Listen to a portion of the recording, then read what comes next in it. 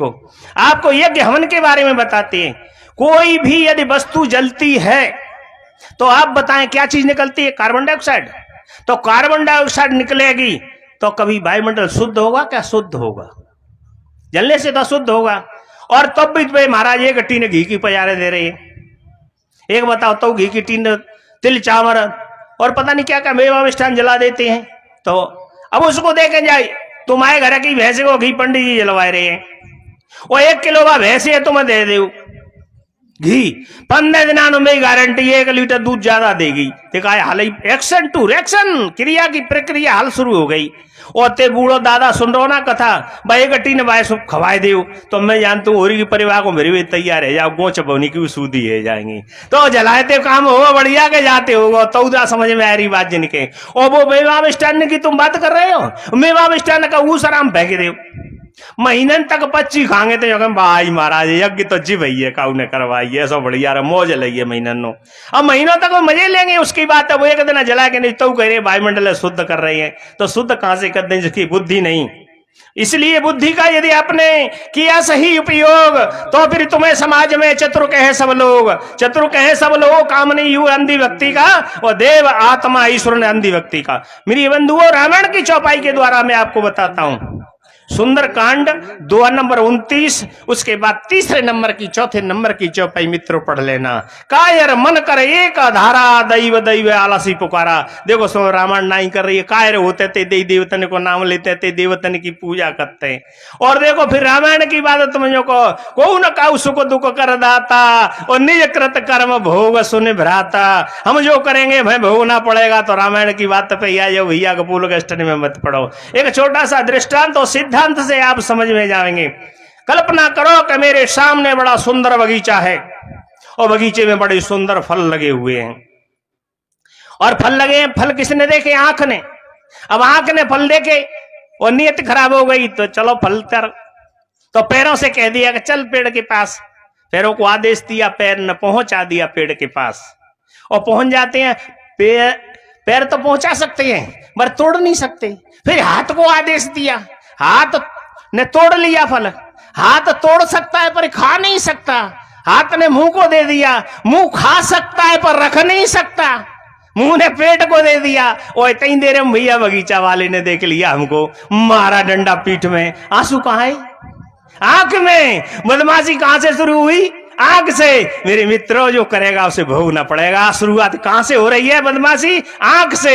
अब बैठे के आंसू आंख ही टपका रही है। सेकेंडरी तो टोरी को खाई को मौज लेके चली गई। तो इसलिए मेरे मित्रों, आपसे कहीं भूल नहीं हो जाए, और जो हो जाए भूल तो तुरंत करो कबूल, यही जिंदगी का हो असूल। बस यही मेरे मित्रों की बात है।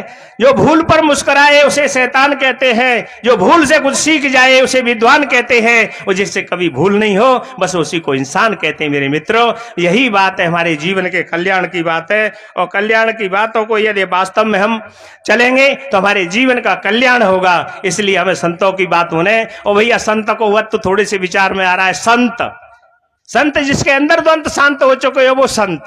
ये हिंदी की भाषा, इंग्लिश में ऐसा ही एंटी। Son of the truth, abroad of the moral, न्यूजलिस्ट of principle, transfer of the moral. Son of the truth, सच्चाई का बेटा सच्ची बात करे हमेशा, कभी किसी से डरे नहीं। एब्रोड ऑफ मॉरल, चतुर्दिक सच्चाई को फैलावे। न्यूजलिस्ट ऑफ प्रिंसिपल, नए सिद्धांत को प्रतिपादित करते। जैसे फॉर एग्जाम्पल, आपको जब गौतम बुद्ध भगवान को अंगुलीमाल मिलते हैं तो नया सिद्धांत प्रतिपादित कर दिया, क्योंकि उसे डकैत से क्या बना दिया? संत बना दिया। इसी तरह से न्यूजलिस्ट अपने नए सिद्धांत को प्रतिपादित कर दे। देखो सप्तऋषि मिले तो रत्नाकर डाकू से क्या कर दिया? वाल्मीकि ऋषि को बना दिया। जाति समाजियों से आप बात करते हैं तो जाति समाज की आप बात करें। जब शास्त्रों का विमोचन हुआ उस समय भी आप देख लें, जब सूतक ऋषि नहीं आए नैमिषारण्य में तब तक शास्त्रों का विमोचन नहीं हुआ। ये उस युग की बात कर रहे हैं, आज की बात नहीं है। पहले से देखो जातियों से कोई श्रेष्ठ नहीं हुआ। जब द्वापुर में आप देखो पांडवों ने राजसूय यज्ञ करवाया, सारे ब्राह्मण भोजन करके घंटा नहीं हिला, और सोपच ऋषि आ गए तो तुरंत घंटा हिला। है मेरे मित्रों, हर आदमी अपने में ब्राह्मण है। जो श्रेष्ठ आचरण से रहता है वही ब्राह्मण है। या जाति से कोई पैदा नहीं होता। और आज की बात करें और कल की बात करें तो रविदास गुरु किसके थे? मीराबाई के। तो आप उसमें क्यों नहीं आए? तो फिर कहूं पंडित जी देख लेती, उसने क्यों रविदास को गुरु बनाया? तो आप बताएगा जाति से बनते श्रेष्ठ। राम के 3 गुरु थे। और उन गुरु को भी आप विचार करके देख ले। विश्वामित्र और वशिष्ठ, वशिष्ठ उर्वशी के पुत्र थे, विश्वामित्र क्षत्रिय के पुत्र थे, नारद दासी के पुत्र थे। तो राम ने गुरु क्यों नहीं बनाया? 3 गुरु कृष्ण भगवान के थे, संदीपन, गर्गाचार्य, अंध्र, एक भी नहीं था मेरे मित्रों, इसलिए ब्राह्मण की बात ही नहीं। और फिर राम के बच्चों की बात करो, लव कुश की, तो गुरु कौन था? वाल्मीकि ऋषि। तो आप बताओ कितना विद्वान, 2 बच्चों ने सारी युद्ध को जीत लिया, तो बताओ कितना बड़ा विद्वान होगा। तो जाति से श्रेष्ठ बनते हैं। और कल की बात करें तो ऐसे विद्वान ये 7 शाखा से पैदा होता है। तो 26 जनवरी 1950 को संविधान किसने लिखा? तो जाति से नहीं, श्रेष्ठता से बनता है, योग्यता से बनता है, चाहे कितनी हो मजबूरी, पर शिक्षा बहुत जरूरी। पढ़ लिख जाएंगे तो जब पढ़ लिख जाएंगे तो आपकी निश्चित बात एक से एक युद्ध हो जाएगी। देखो आपको फिर उसके सिद्धांत से बताने का प्रयास करते हैं कि जब जब होए धर्म की हानि और बाढ़ है असुर अधम माने, तो सतयुग में 4 अवतार आए, मच्छ, कच्छ, बारा और नरसिंह। और त्रेता में 3, त्रेता में 3 कौन कौन आए?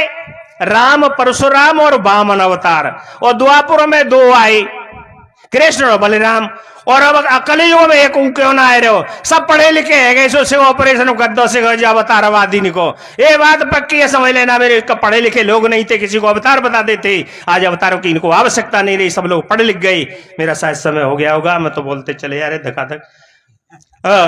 तो इतना ही कह के मेरे मित्रों वाणी को विराम देता हूं। सबका मंगल हो, सबका विकास हो, सबके अंदर हृदय में जो परमात्मा है, संतों के अंदर से करुणा जागती है। उम्र गुजरी मते काफिर को समझाते, फिर कर मोम हो जाते, अगर पत्थर को भी समझाते। साहेब बंदगी साहेब।